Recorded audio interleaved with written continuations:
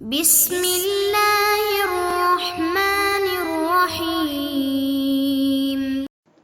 نحمده ونصلی ونسلم علی رسولہ الکریم اما بعد۔ حضرت طلبہ کرام، سبق نمبر 148 اور اس سبق میں ہم ایک فصل شروع کرنے جا رہے ہیں، اور کتاب العتاق میں اس فصل کا تعلق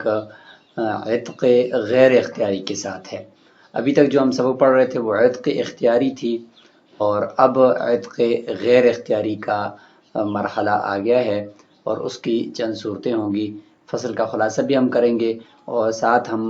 عتق غیر اختیاری میں ہم بات کریں گے کہ ذی رحم محرم رشتہ دار کا مالک ہونے کی وجہ سے اس کا آزاد ہو جانا۔ ذی رحم محرم رشتہ دار وہ ہوتا ہے، ذی رحم یعنی جو ایک ہی اصل سے آئے ہوں اور ایک ہی رحم سے پیدا ہوئے۔ رحم تو حقیقت میں وہ بچہ دانی کو کہتے ہیں، ماں کے پیٹ کے اندر جو جہاں پہ وہ حمل ٹھہرتا ہے اسی کو کہتے ہیں۔ تو اسی سے یعنی ان کی پیچھے جا کر اصل ایک ہو اور ایک ہی اصل سے یہ آئے ہوں تو اس کو ذی رحم محرم کہا جاتا ہے۔ ذی رحم باپ، ماں اور دادا دادی، نانا نانی یہ اصول ہو جائیں گے، بیٹا بیٹی پوتا پوتی یہ فروع ہو جائیں گے، بھائی اور اسی طریقے سے چچا ماموں یہ سارے جو ہیں، یہ پھوپھی خالہ یہ ہو جائیں گے تیسری قسم جو اخوت کے اندر یا عمومت کے اندر آتی ہے۔ تو یہ ذی رحم ہیں، اور ساتھ ساتھ یہ محرم بھی ہے۔ محرم کا مطلب کہ ان کے ساتھ کسی بھی صورت میں ہمیشہ کے لیے نکاح حرام ہو اور ان کے ساتھ نکاح نہ ہو سکتا ہو، تو ان کو کہا جاتا ہے ذی رحم محرم۔ ان میں سے کسی کا اگر وہ کوئی شخص مالک ہو جاتا ہے تو یہ اس مالک بنتے ہی وہ آزاد ہو جاتے ہیں۔ اس میں ائمہ کے اختلاف بھی ہوگا، چلو اس کو بھی ذکر کریں گے۔ پہلے فصل کا خلاصہ کر لیتے ہیں ایک نظر۔ اس فصل میں عتق غیر اختیاری کی ہم پہلی قسم پڑھیں گے جو ہوگی ملک ذی رحم محرم منہ، اپنے ذی رحم محرم رشتہ دار کا مالک بن جانا، تو یہ غیر اختیاری طور پر یہ رشتہ دار سے آزاد ہو جائے گا۔ اور نمبر 2 خروج عبد الحربی الینا مسلمن، کہ حربی شخص ہے اس کا غلام دارالاسلام کی طرف آ گیا مسلمان ہو کر، تو یہ بھی غیر اختیاری طور پر آزاد ہو جائے گا۔ اور نمبر 3 اس فصل کے اندر ہم کچھ متفرق مسائل بھی اسی کے ضمن میں ذکر کریں گے، جن میں سب سے پہلا یہ کہ اعتاق العبد لوجہ اللہ او للشیطان، کہ غلام کو آزاد کرنا اللہ کی خاطر، اللہ کے نام پر یا شیطان یا بتوں کے نام پر۔ اور نمبر 2 اعتاق المکرہ والسکران، یعنی مجبور کیا ہے کسی شخص کو آزاد کرنے کے اوپر غلام کو، تو لہٰذا اس کی آزادی نافذ ہوگی یا نہیں۔ اور اس طریقے سے والسکران یعنی نشہ میں ہے کوئی شخص تو حرام نشہ کر رہا ہے، اس کی آزادی کے نفاذ کا حکم۔ اور اسی طریقے سے اضافۃ العتق الی ملک او شرط، کہ آزادی کو معلق کرنا، منسوب کرنا ملک کی طرف اور شرط یا کسی شرط کی طرف۔ تو اس طرح کے کچھ متفرق اور بھی مسائل اس فصل کے اندر انشاءاللہ آپ دیکھیں گے۔ وَمَن مَلَكَ ذَا رَحِمٍ مَحْرَمٍ مِّنْهُ عَتَقَ عَلَيْهِ، وهذا اللفظ مروي عن النبي عليه السلام، وقال عليه السلام: من ملك ذا رحم محرم منه فهو حر، واللفظ بعمومه ينتظم كل قرابة مؤيدة بالمحرمية بلادا أو غيره، والشافعي رحمه الله يخالفنا في غيره، له أن ثبوت العتق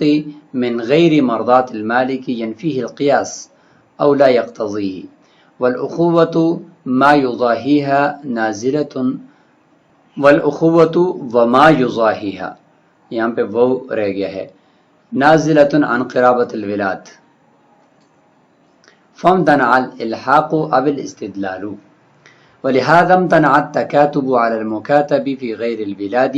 ولم يمتنع فيه، ولنا ما روينا ولأنه ملك قريبه قرابة مؤثرة في المحرمية فيعتق عليه، وهذا هو المؤثر في الأصل، والبلاد ملغا لأنها هي التي يفترض وصلها ويحرم قطعها حتى وجبت النفقة وحرم النكاح، ولا فرق بينما إذا كان المالك مسلما أو كافرا في دار الإسلام لعموم العلة، والمكاتب إذا اشترى أخاه ومن يجري مجراه لا يتكاتب عليه لأنه ليس له ملك تام يقدره على الإعتاق والافتراض عن القدر عند القدرة بخلاف البلاد لأن العتق فيه من مقاصد الكتابة فامتنع البيع فيعتق تحقيقا لمقصود العقد. وعند أبي حنيفة رحمه الله أنه يتكاتب على الأخ أيضا وهو قولهما فلنا أن نمنع، وهذا بخلاف ما إذا ملك ابنة عمه وهي أخته من الرضاع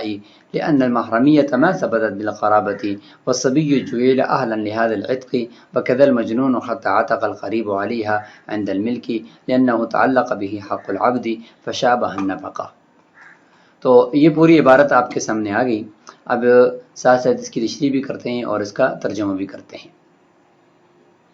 کوئی شخص اگر اپنے زیرام محرم رشتہ دار کا مالک بن گیا تو وہ زیرام محرم رشتہ دار اس پر آزاد ہو جائے گا. فرماتے ہیں کہ یہ لفظ امام ابو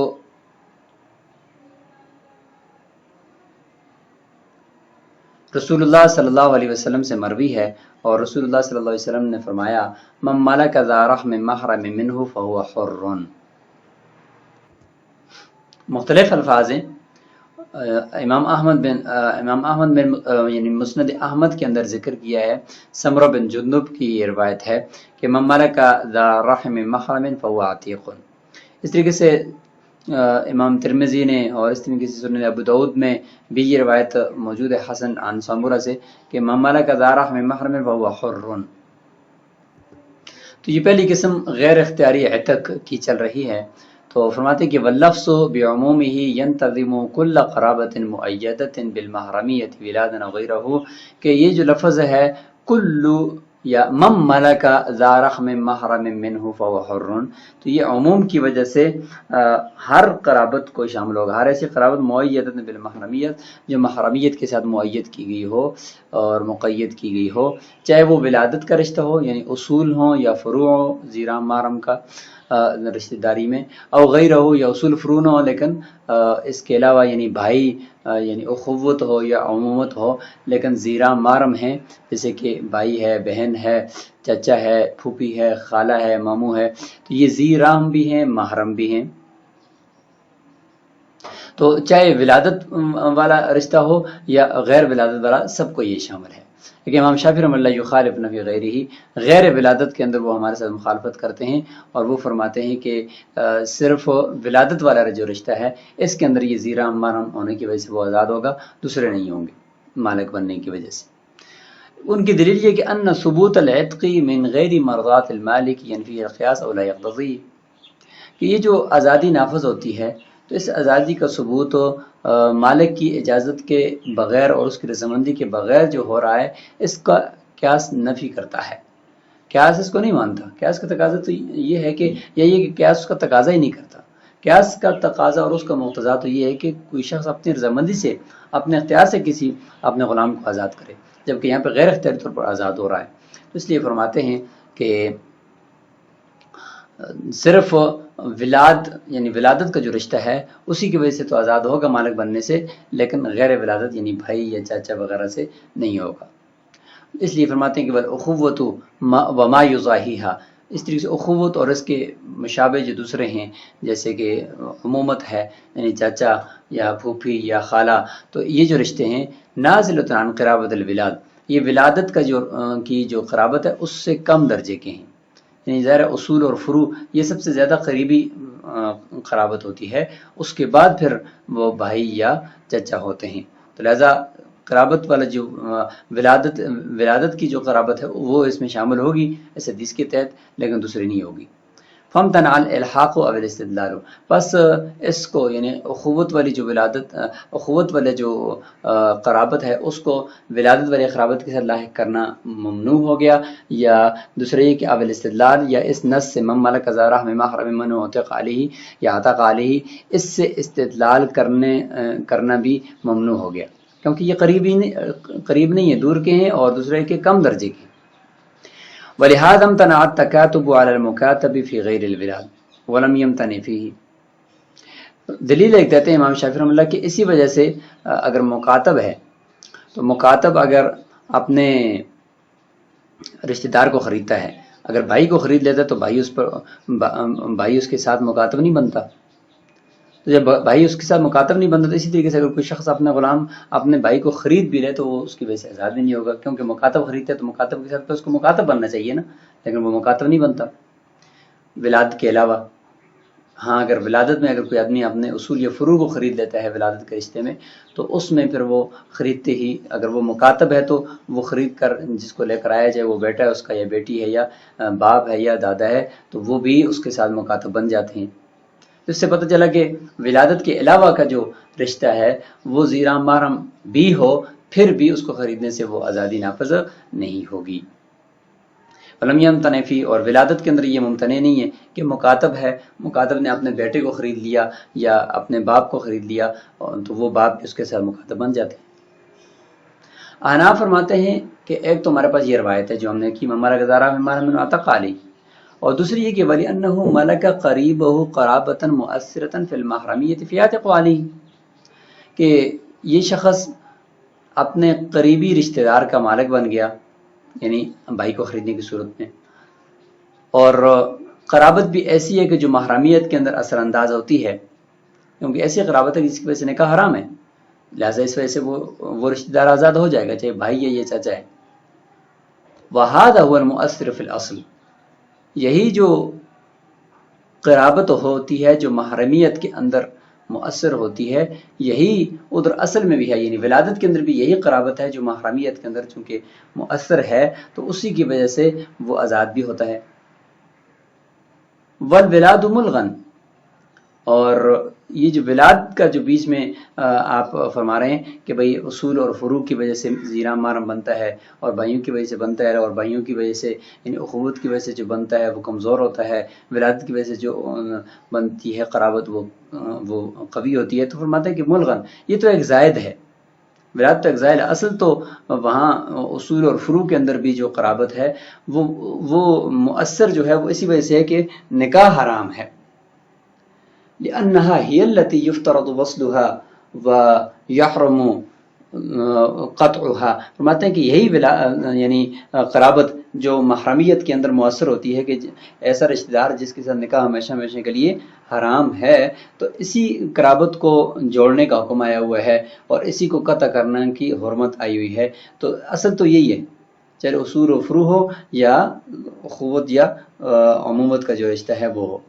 حتی وجبت النفقہ، اسی وجہ سے نفقہ بھی لازم ہوتا ہے ان رشتہ داروں کا. وحرم النکاح، اور نکاح بھی حرام ہوتا ہے. تو لہذا پتہ چلا کہ دونوں جگہوں پر جو یعنی چاہے وہ ولادت کی قرابت ہو یا یہ کہ اخوت وغیرہ کی ہو، دونوں میں جو چیز مؤثر ہے وہ کیا ہے، وہی قرابت ہے کہ جو محرمیت کے اندر مؤثر ہے. جب دونوں برابر ہو گئے تو لہذا جس کو بھی خریدے گا وہ آزاد ہو جائے گا.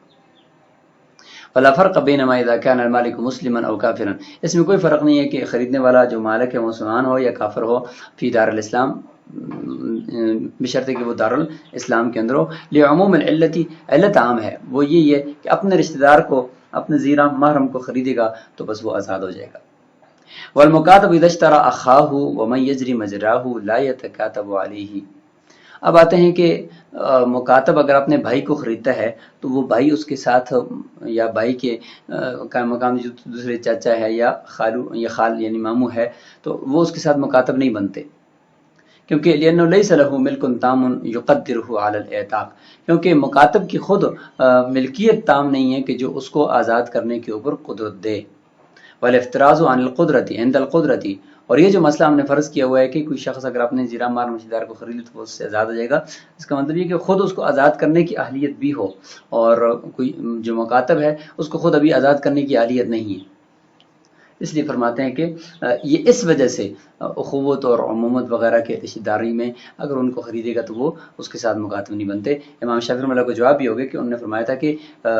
اگر دیکھیں کہ اگر کوئی بندہ اپنے بھائی کو خریدتا ہے تو اس کے ساتھ مکاتب نہیں بنتا، تو لہٰذا اگر اس کو مکاتب نہ بھی ہو ویسے ہی اگر اس کو خرید لے تو پھر وہ آزاد بھی نہیں ہونا چاہیے. اس کا جواب دیا کہ وہ ایک اور وجہ سے بھائی مکاتب نہیں بنتا اگر کوئی مکاتب شخص اپنے بھائی کو یا اپنے چاچا کو خریدتا ہے، اور وہ وجہ یہ ہے کہ خود اس مکاتب کے پاس اتنی اہلیت ہوتی نہیں ہے کہ وہ اس کو آزاد کرنے کے اوپر وہ قادر ہو. لیکن بخلاف ولاد کے کہ اگر کوئی مکاتب اپنی اولاد میں کسی کو فروع میں یا اصول میں کسی کو خرید لیتا ہے تو وہ مکاتب بن جائیں گے اس کے ساتھ، کیونکہ لأن العتق فیہ من مقاصد الکتابت، کیونکہ اس میں یعنی بدلے کتابت ادا کر کے کوئی شخص جو آزاد ہونا چاہتا ہے نا، تو اس کے مقاصد میں یہ ہوتا ہے کہ میں بھی آزاد ہو جاؤں اور ساتھ ہی میری اولاد بھی آزاد ہو جائے اور میرے ماں باپ بھی آزاد ہو جائیں. یہ اس کے مقاصد میں سے ہوتا ہے. جب مقاصد میں سے ہے تو پھر فمتنع البیع، تو اسی وجہ سے فرماتے ہیں کہ اگر کوئی اپنی ولادت میں کسی اولاد کو خرید لیتا ہے یا اصول میں کسی کو خریدتا ہے تو اس کا بیچنا پھر ممنوع ہو جاتا ہے، اور وہ بھی مکاتب بن جائے گا ساتھ ہی، اور پھر وہ آزاد ہوگا. عقد کا جو مقصود ہے اس شخص کے اپنے مکاتب بننے کا کہ میری اولاد بھی آزاد ہو جائے اور میرے ماں باپ بھی، تو وہ مقصود حاصل ہو جائے. تو اس وجہ سے ولادت کے اندر یہ قانون نہیں چلے گا. اگر مکاتب اپنی ولادت میں یا اصول فروع میں کسی کو خریدے گا تو وہ آزاد ہو جائے گا، بخلاف اپنے اخوت یا عمومت کی جو زیرا محرم رشتہ داری ہے اس میں خریدنے کے. کیوں اس میں اگر خریدے گا تو اس میں وہ قدرت اس کے پاس مکمل طور پر نہیں ہے، اور اس کا مکاتب بننا یہ اس کے اس مقصد کے لیے بھی نہیں ہوتا کہ میں مکاتب اس لیے بن جاؤں کہ میں جب آزاد ہو جاؤں تو میرے بھائی بھی میرے ساتھ آزاد ہو جائیں گے، میرے چچا بھی آزاد ہو جائیں گے. یہ اس کے مقاصد میں نہیں ہوتا. لیکن ولادت کا مقصد اس کا ضرور ہوتا ہے کہ میں آزاد ہوں تو میری اولاد بھی میرے ساتھ آزاد ہو جائے. تو اس لیے ولادت کے اندر یہ حکم تبدیل ہو جائے گا. امام ابو حنیفہ رحمہ اللہ سے ایک روایت ہے کہ وہ فرماتے ہیں کہ انه يتكاتب على الاخ ايضا وهو قولهما، کہ بھائی کو بھی اگر کوئی مکاتب خریدتا ہے نا تو وہ بھائی بھی اس کے ساتھ مکاتب بن جائے گا، اور یہی صاحبین کا بھی ایک قول ہے. فلنا ان نمنع، تو فرماتے ہیں کہ اس صورت میں کہ جب ہم یہ کال کریں کہ بھائی کو خریدنے کی صورت میں بھی مکاتب کا وہ بھائی بھی اس کے ساتھ مکاتب بن جائے گا، تو پھر ہم امام شافعی رحمۃ اللہ کے اعتراض کو روک دیں گے. انہوں نے جو فرمایا تھا کہ اگر کوئی بندہ بھائی کو خریدتا ہے تو وہ بھائی اس کا مکاتب نہیں بنتا، تو ہم کہتے ہیں کیوں نہیں بنتا، بلکہ ہم اس بات کو مانتے ہی نہیں ہیں. ہم کہتے ہیں کہ نہیں، وہ بھی بن جاتا ہے. وهذا بخلاف ما اذا ملك ابنة عمه وهي اخته من الرضاع لان المحرمية ما ثبتت بالقرابة. فرماتے ہیں کہ یہ جو مسئلہ ہم نے ذکر کیا کہ اگر کوئی آدمی اپنے بھائی کو یا اپنے چچا کو ان سب کو خریدتا ہے تو چونکہ زیرہ محرم ہیں تو لہٰذا اس کی وجہ سے وہ بھی ایک قول کے مطابق کتابت میں وہ شامل ہو جائیں گے. یا یہ کہ پیچھے اگر اوورال پورے سبق کو دیکھا جائے تو اس میں ہم نے یہ ذکر کیا کہ اگر آدمی اپنے زیرہ محرم رشتہ دار کا مالک ہو جائے تو وہ زیرہ محرم رشتہ دار آزاد ہو جاتا ہے فوری طور پر. فرماتے ہیں یہ جو سارا بحث ہے یہ بخلاف اس بحث کے ہے کہ جب کوئی شخص اپنی چچزاد بہن کا مالک بن جائے اور وہ چچزاد بہن ساتھ ساتھ رضائی بہن بھی ہو، دودھ شریک بہن بھی ہو، چچزاد بھی ہے اور ساتھ ساتھ دودھ شریک بہن بھی ہے. تو آپ دیکھیں محرم بھی ہے اور زیرام بھی ہے، کیونکہ چچزاد ہے تو زیرام بھی ہے اور ساتھ ساتھ محرم بھی ہے، لیکن اس کے باوجود یہ آزاد نہیں ہوگی کیونکہ لأن المحرمیت ما ثبتت بالقرابت، کہ یہاں پہ یہ محرم جو بنی ہے تو اس کی محرمیت قرابت کی وجہ سے ثابت نہیں ہوئی بلکہ وہ رضاعت کی وجہ سے ہوئی ہے. تو لہٰذا ہمیں جو چاہیے وہ قرابت اور نسب کی وجہ سے جو محرمیت ہے وہ ہو، ورنہ چچزاد بہن وہ محرم نہیں ہوتی. والصبی جعل اہلا لهذا العتق، نابالغ بچہ ہے اس کو اس آزادی کا اہل قرار دیا گیا ہے. وقد المجنون، اور اسی طریقے سے مجنون کو بھی حتی عتق القریب علیہما عند الملک لانه تعلق بحق العبد فشابه النفقہ. کہتے ہیں کہ بچہ اس کو بھی اس آزادی کا اہل قرار دیا گیا اور اس طریقے سے مجنون کو. لہٰذا اگر بچہ بھی اپنے کسی زیرہ محرم رشتہ دار کا مالک بن گیا تو زیرہ محرم رشتہ دار آزاد ہو جائے گا. اس طریقے سے اگر مجنون ہے اس کی ملکیت میں اگر زیرہ محرم رشتہ دار آ گیا غیر اختیاری طور پر تو وہ بھی آزاد ہو جائے گا. یہاں تک کہ حتی عتق القریب علیہما، ان دونوں کے اوپر قریبی رشتہ دار آزاد ہو جائے گا عند الملک جب یہ مالک بن جائیں گے. کیونکہ لأنه تعلق بحق العبد، کیونکہ یہ حق اللہ تو ہے نہیں ہے، یہ حق العبد ہے کہ اس کے ساتھ حق العبد مالک ہو چکا ہے. اور حدیث میں آتا ہے کہ جو بھی شخص اپنے زیرہ محرم رشتہ دار کا مالک ہوگا چاہے اختیاری طور پر یا غیر اختیاری طور پر تو وہ آزاد ہو جائے گا. فشابہ النفقہ، یہ نفقے کے مشابہ ہوگا کہ جس طریقے سے بچہ ہو اس کے اوپر اپنے زیرہ محرم رشتہ داروں کا نفقہ لازم ہے، اس طریقے سے مجنون کے مال میں سے بھی، تو اسی طریقے سے یہاں پہ آزادی بھی نافذ ہو جائے گی. تو اس سبق کو یہیں پہ ہم روکتے ہیں، اور اس سبق کے اندر ہم نے غیر اختیاری حتق کی پہلی قسم پڑھ لی، جس میں یہ ہے کہ اپنے زیرام محرم رشتہ دار کا اگر کوئی شخص مالک ہو جاتا ہے تو وہ زیرام محرم رشتہ دار وہ آزاد ہو جاتا ہے، بشرط ہے کہ وہ جو زیرام محرم رشتہ دار ہے وہ اس کے اندر جو محرمیت ہے وہ نسب کی وجہ سے ہو، کسی رضاعت وغیرہ کی نہ ہو، اور زیرام بھی ہو اور ساتھ ساتھ محرم بھی ہو، چاہے وہ ولادت کا رشتہ ہو یا اخوت یا عمومت وغیرہ کا۔ السلام علیکم ورحمۃ اللہ۔